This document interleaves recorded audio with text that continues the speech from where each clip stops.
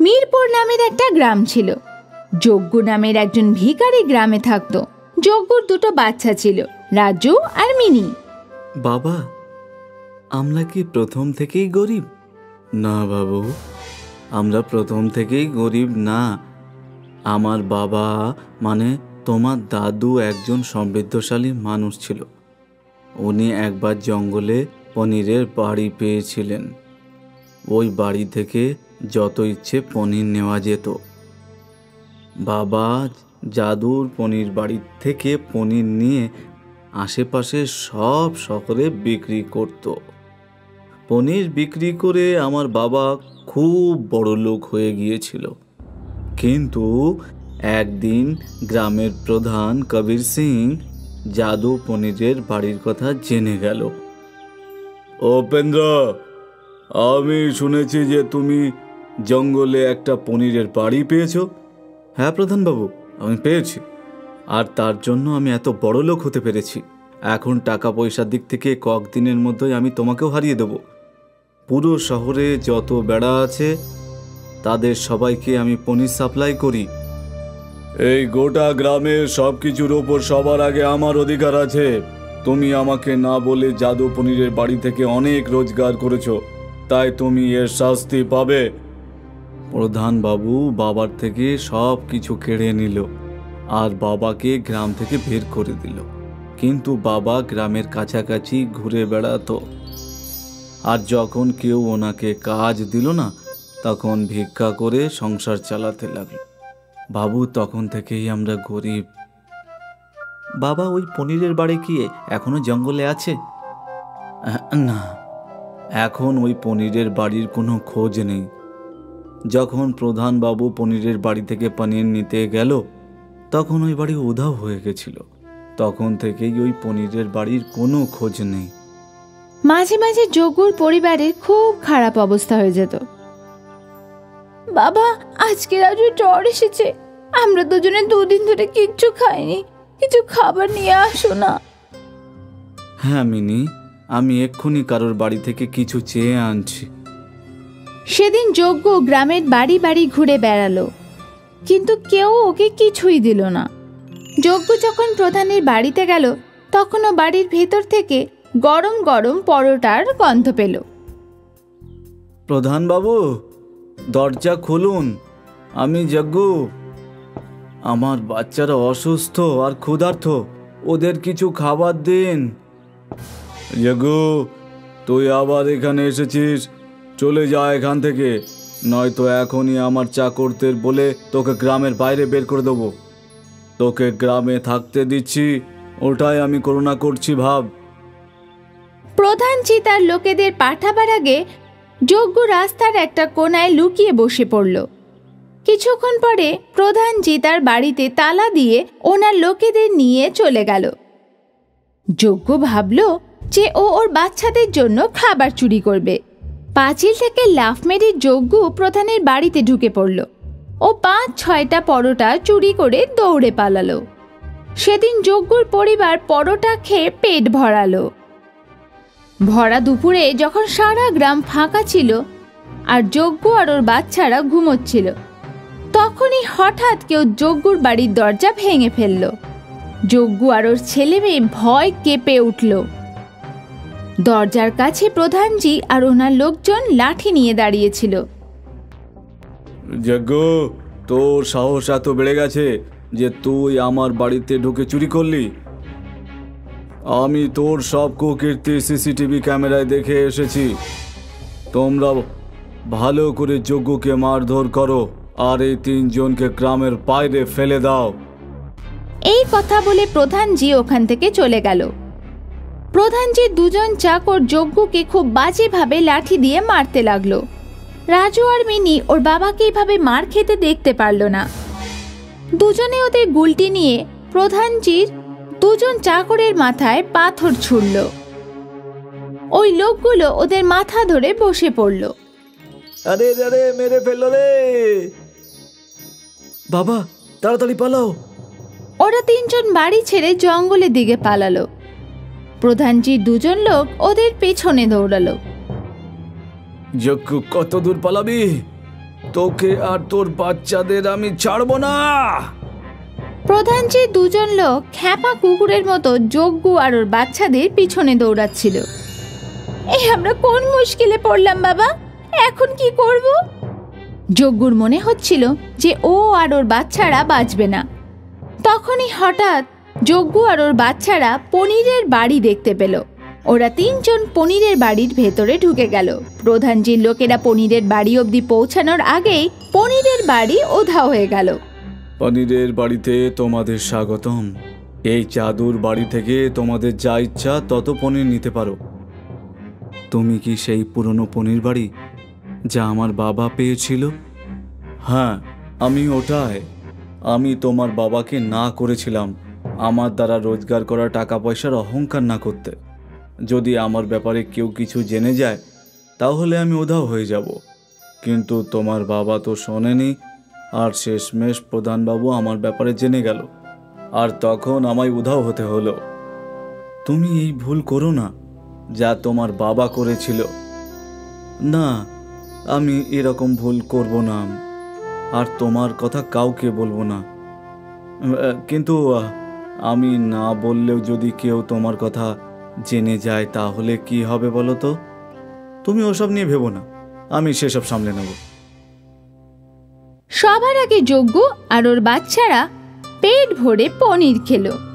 পনিরটা তো খুব দারুণ খেতে বাবা, মনে হচ্ছিল যেন ভ্যানিলা ফ্লেভারের আইসক্রিম দুধ দিয়ে খাচ্ছি আমি। বাচ্চারা, আমরা কাল থেকে পনির বিক্রি করতে যাব, কিন্তু আমরা অতিরিক্ত রোজগার করব না। আমরা ততটাই বিক্রি করব যতটা আমাদের দরকার পড়বে। ওদিকে প্রধানজি রেগে গিয়ে পাগল হয়ে যাচ্ছিল। তোমরা দুজনে আমার নাম মাটিতে মিশিয়ে দিলে, দুজনে মাথায় আঘাত পেয়ে চলে এলে, আর বলছো ওরা তিনজন হঠাৎ জঙ্গলে উধাও হয়ে গেল। এখন আমাকে রঙ্গা আর মুন্নাকে পাঠাতে হবে। প্রধানজি ও লোকেদের জঙ্গলের বাইরে পাহারায় বসিয়ে দিল। প্রধানজি লোকেরা দেখল যজ্ঞ, রাজু আর মিনি রোজ পনির নিয়ে বাজারে বিক্রি করতে যায়। ওরা এই কথাটা প্রধানজিকে গিয়ে বলল। আগের বার ওই পনিরের বাড়ি কে জানে কোথাও উধাও হয়ে গিয়েছিল, এইবার আমার ওটা যেভাবেই হোক চাই। পরের দিন যখন এই যজ্ঞর পরিবার জঙ্গলের বাইরে গেল, তখন প্রধানজি ওদের ধরে ফেলল আর তিনজনের হাত বেঁধে দিল। এখন তোমরা তিনজন চুপচাপ আমাকে ওই পনিরের বাড়িতে নিয়ে যাবে, নইলে আমি তোমাদের এমন হাল করব যে তোমরা নিজেদের চিনতে পারবে না। যজ্ঞ, রাজু আর মিনি প্রধানজিকে থেকে অনেকক্ষণ ধরে ঘোরাতে থাকলো, কিন্তু পনিরের বাড়ি অবধি নিয়ে গেল না। যজ্ঞ, অনেকক্ষণ হয়ে গেছে, মনে হচ্ছে তুই আমার সাথে চালাকি করছিস। চাকররা, ওর বাচ্চাদের গভীর পুকুরে ফেলে দাও। না না না, এরকম কিছু করবেন না, আমি নিয়ে যাচ্ছি। শেষমেশ যজ্ঞ প্রধানজিকে পনিরের বাড়িতে নিয়ে গেল। তো এই হলো পনিরের বাড়ি। চাকররা, ওদের গাছের সাথে বেঁধে দাও, আমরা পনিরের বাড়ির ভেতরে ঘুরতে যাব। ওরা তিনজন যেই ভেতরে গেল, অনেক পনির ওদের মাথার ওপর পড়ল। প্রধানজি আর ওনার লোকেরা পনিরের চাইয়ের নিচে চাপা পড়ে গেল। ও, কেউ বাঁচাও, আমাদের বাইরে বের করো, আমার দম বন্ধ হয়ে গেছে, আমার দম নিতে কষ্ট হচ্ছে। প্রধান বাবু, আগে তুমি কথা যাও যে তুমি কোনোদিন যজ্ঞর পরিবারকে বিরক্ত করবে না, আর আমায় কখনো খুঁজবে না। ঠিক আছে ঠিক আছে, আমি কথা দিচ্ছি, আমি গ্রামের কোনো লোককে বিরক্ত করব না। আমায় বাঁচাও, বাঁচাও আমায়। তখনই ওদের ওপর পড়া পনিরের চাই উধাও হয়ে গেল। প্রধানজি আর ওনার লোকেরা যজ্ঞ, রাজু আর মিনিকে খুলে দিল, আর তারপর নিজেদের বাড়ির দিকে পালালো। আব্দুল একজন খানসামা ছিল যে সুলতান মিয়ার হোটেলে তন্দুরি বানাতো। ভাই, আমাকে একটা তন্দুর পার্সেল করে দাও। আগে এক্ষুনি দিচ্ছি। আপনার হাতের তন্দুরের কোনো জবাব নেই আব্দুল মিয়া। আমি অনেক হোটেলের তন্দুর খেয়েছি, কিন্তু আপনার হাতের তন্দুরের মতো স্বাদ কোথাও পাওয়াই যাবে না। ধন্যবাদ। আপনার যে আমার তন্দুরি ভালো লেগেছে সেটাই অনেক। আব্দুল অনেক বছর ধরে এই হোটেলেই কাজ করছিল। সবকিছু ঠিকই চলছিল। তারপর একদিন সুলতান মিয়ার ছেলে আফজল হোটেলের দেখাশোনা করতে আরম্ভ করলো। ভাই, আপনার হোটেলের তন্দুরির তো কোনো কথাই নেই। হ্যাঁ হ্যাঁ হ্যাঁ, আমি জানি জনাব, অনেক লোক আব্দুল মিয়ার তন্দুরির খুব প্রশংসা করেন। এই শুনে আব্দুল হাসল। সে আফজলের মনে দুষ্টু বুদ্ধির ব্যাপারে জানত না। আফজল ভেবে রেখেছিল যে ও তন্দুরি কাউন্টার আরো বড় করে বানাবে এবং আরো অনেক খানসামা রাখবে। আব্দুল ভাই, এবার আপনাকে অন্যান্য খানসামাদেরও আপনার মতন তন্দুরি বানাতে শেখাতে হবে। আসলে ব্যাপারটা হলো, আমি তন্দুরির কাউন্টারটা বড় করতে চলেছি যাতে আরো বেশি অর্ডার নিতে পারি, সেই জন্য। হ্যাঁ নিশ্চয়ই, আমি সব খানসামাদের শিখিয়ে দেবো। এই শুনে আফজল খুশি হলো। কিছুদিন পর তন্দুরি কাউন্টার বড় হয়ে গেল। আরো দুজন খানসামা কাউন্টারে এলো, আলতাফ আর আরবাজ। এবার আমাকে ভালো করে দেখো আর শেখো। যদি আমার মতন ভালো করে তন্দুরি বানাতে পারো তাহলে গ্রাহক তোমাদেরও তারিফ করবে। আব্দুল দুজনকে ভালো করে তন্দুরি বানাতে শেখাতে লাগলো। কিছুদিনের মধ্যেই ওরাও আব্দুলের মতন তন্দুরি বানাতে শিখে গেল। আশা করি এবার আপনার হোটেল খুব ভালো ব্যবসা করবে এবং ভালো লাভ করবে।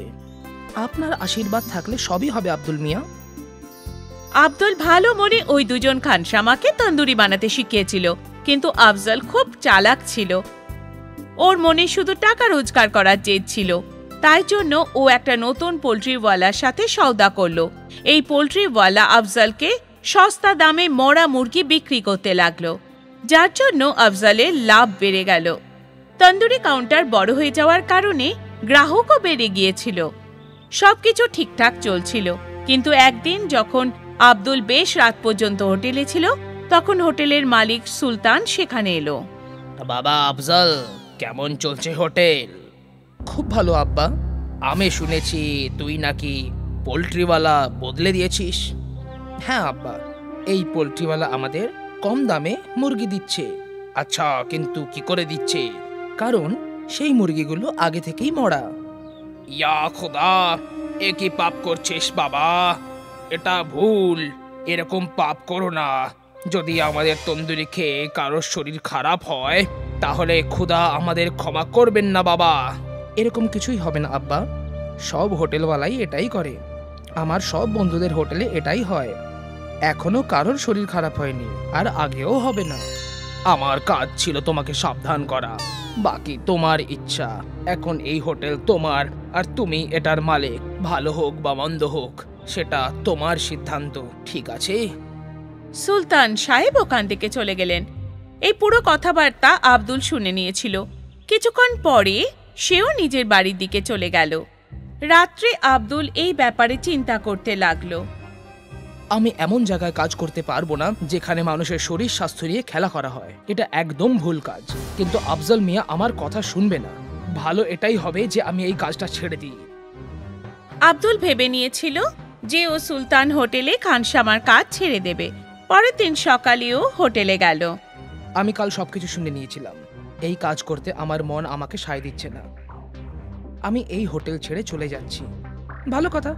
তোমার কি মনে হয় তুমি চলে গেলে আমার হোটেল বন্ধ হয়ে যাবে? কখনোই না। কিন্তু তুমি অন্য কোনো হোটেলে কখনো কাজ পাবে না। এটা কিন্তু সত্যি আব্দুল মিয়া। আমি মেনে নিলাম, আমি কাজ না করেও থেকে যাব, কিন্তু বেইমানিতে অংশগ্রহণ করব না। আব্দুল এই কথা বলে সেখান থেকে চলে গেল। ও অনেক হোটেলে কাজ খুঁজতে লাগলো, কিন্তু কোথাও ও কাজ পেল না। ক্লান্ত হয়ে সে একদিন ওর বন্ধু মুস্তাফার সাইকেলের দোকানে গিয়ে বসলো। কি হলো ভাই, আজও কাজ পেলে না? না বন্ধু, জানি না এবার কি করব। আমি তন্দুরি বানানো ছাড়া আর কোনো কাজ করতেও পারি না। তোমাকে কে বলেছে অন্য কাজ করতে? আমি তো এটা বলছিলাম যে তুমি তোমার নিজের তন্দুরির কাউন্টার খুলে ফেলো। অত টাকা নেই আমার কাছে। তন্দুর বানাতে অনেক টাকা লাগে, আর তার উপরে হোটেলও তো চাই না। তার উপর তার ভাড়া, এত কিছু আমি কি করে করব? তোমার দুটো সমস্যার একটাই সমাধান আছে আমার কাছে, একটু অপেক্ষা করো। মুস্তাফা দুটো পুরনো সাইকেলের রিম নিয়ে তার মধ্যে দিয়ে একটা শিক ঢুকিয়ে দিল। নে, তৈরি হয়ে গেছে। এটা কি? বোঝাচ্ছি তোকে। মুস্তাফার কাছে একটা হাতগাড়ি ছিল। মুস্তাফা হাতগাড়ির ওপর একটা লোহার পাট ঠুকে আটকে দিল আর তারপর সেই তন্দুর ওই হাতগাড়ির ওপর রেখে দিল। এবার এটার নিচে তুই জ্বলন্ত কয়লা রাখ আর এটা ঘুরিয়ে ঘুরিয়ে তন্দুরি বানা। আরে বাহ, এটা তো খুব ভালো। তুই এটা ভাবলি কি করে? আমি তোর সাহায্য করতেই চাইছিলাম, তাই এটা আমার মাথায় এলো। ধন্যবাদ ধন্যবাদ আমার বন্ধু। পরের দিন আব্দুল তার হাতগাড়িতে তন্দুরি বিক্রি করতে লাগলো। আব্দুল তন্দুরি বানাতে পারদর্শী ছিল। ওর হোটেল ছিল না, তাই সে তন্দুরির দামও কম রেখেছিল। আব্দুলের তন্দুরির ঠেলাতে গ্রাহকদের ভিড় লেগেই থাকতো। ওদিকে সুলতান হোটেলে ফুড অফিসারদের রেড হলো আর মরা মুরগি বিক্রি করার অপরাধে হোটেল সিল করে দেওয়া হলো আর আফজালকে জেলে বন্দি করে দেওয়া হলো। হয়তো এটাই প্রকৃতির নিয়ম, ভালোর সাথে ভালো হয় আর খারাপের সাথে খারাপ। তাই জন্য কথায় আছে, যার শেষ ভালো তার সব ভালো। আব্দুল একজন খানসামা ছিল যে সুলতান মিয়ার হোটেলে তন্দুরি বানাতো। ভাই, আমাকে একটা তন্দুর পার্সেল করে দাও। আগে এক্ষুনি দিচ্ছি। আপনার হাতের তন্দুরের কোনো জবাব নেই আব্দুল মিয়া। আমি অনেক হোটেলের তন্দুর খেয়েছি, কিন্তু আপনার হাতের তন্দুরের মতো স্বাদ কোথাও পাওয়াই যাবে না। ধন্যবাদ, আপনার যে আমার তন্দুরি ভালো লেগেছে সেটাই অনেক। আব্দুল অনেক বছর ধরে এই হোটেলেই কাজ করছিল। সবকিছু ঠিকই চলছিল। তারপর একদিন সুলতান মিয়ার ছেলে আফজল হোটেলের দেখাশোনা করতে আরম্ভ করলো। ভাই, আপনার হোটেলের তন্দুরির তো কোনো কথাই নেই। হ্যাঁ হ্যাঁ হ্যাঁ, আমি জানি জনাব। অনেক লোক আব্দুল মিয়ার তন্দুরির খুব প্রশংসা করেন। এই শুনে আব্দুল হাসল। সে আফজলের মনে দুষ্টু বুদ্ধির ব্যাপারে জানতো না। আফজল ভেবে রেখেছিল যে ও তন্দুরি কাউন্টার আরো বড় করে বানাবে এবং আরো অনেক খানসামা রাখবে। আব্দুল ভাই, এবার আপনাকে অন্যান্য খানসামাদেরও আপনার মতন তন্দুরি বানাতে শেখাতে হবে। আসলে ব্যাপারটা হলো, আমি তন্দুরির কাউন্টারটা বড় করতে চলেছি যাতে আরো বেশি অর্ডার নিতে পারি, সেই জন্য। হ্যাঁ নিশ্চয়ই, আমি সব খানসামাদের শিখিয়ে দেবো। এই শুনে আফজল খুশি হলো। কিছুদিন পর তন্দুরি কাউন্টার বড় হয়ে গেল।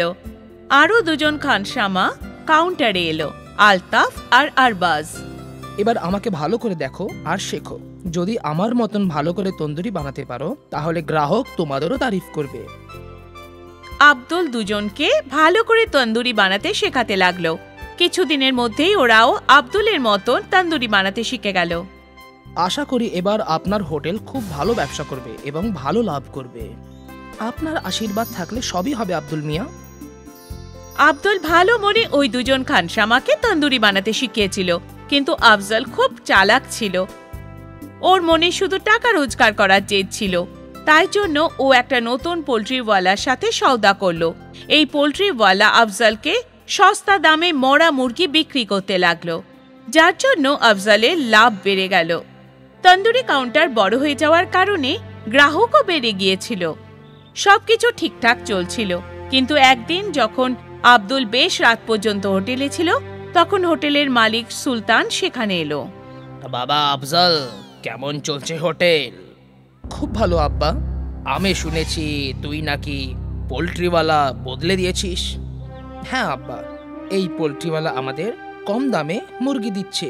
আচ্ছা, কিন্তু কি করে দিচ্ছে? কারণ সেই মুরগিগুলো আগে থেকেই মরা। ইয়া খোদা, এ কি পাপ করছিস বাবা? এটা ভুল। এরকম পাপ করো না।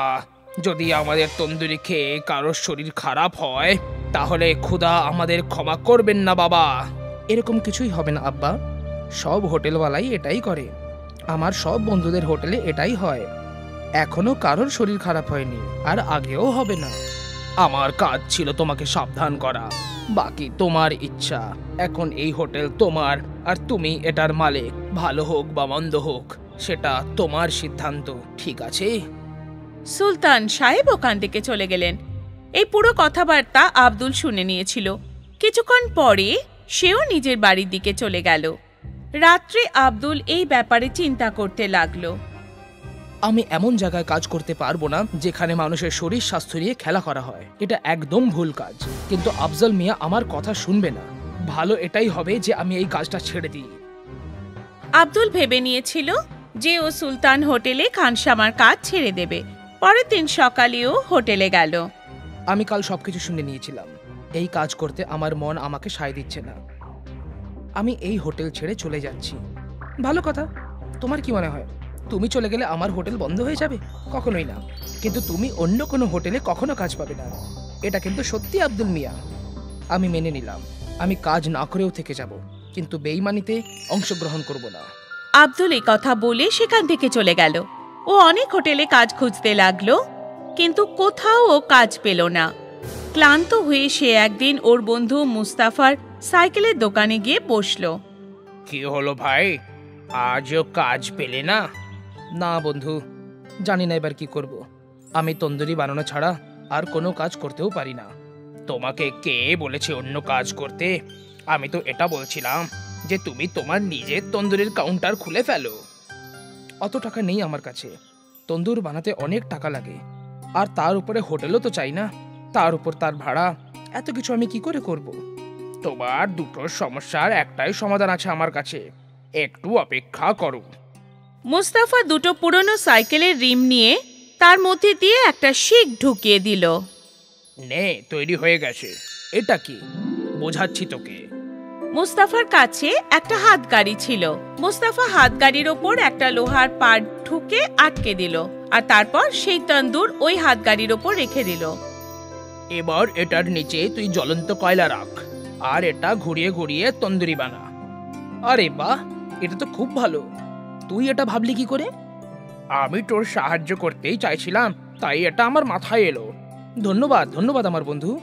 পরের দিন আব্দুল তার হাতগাড়িতে তন্দুরি বিক্রি করতে লাগলো। আব্দুল তন্দুরি বানাতে পারদর্শী ছিল। ওর হোটেল ছিল না, তাই সে তন্দুরির দামও কম রেখেছিল। আব্দুলের তন্দুরির ঠেলাতে গ্রাহকদের ভিড় লেগেই থাকতো।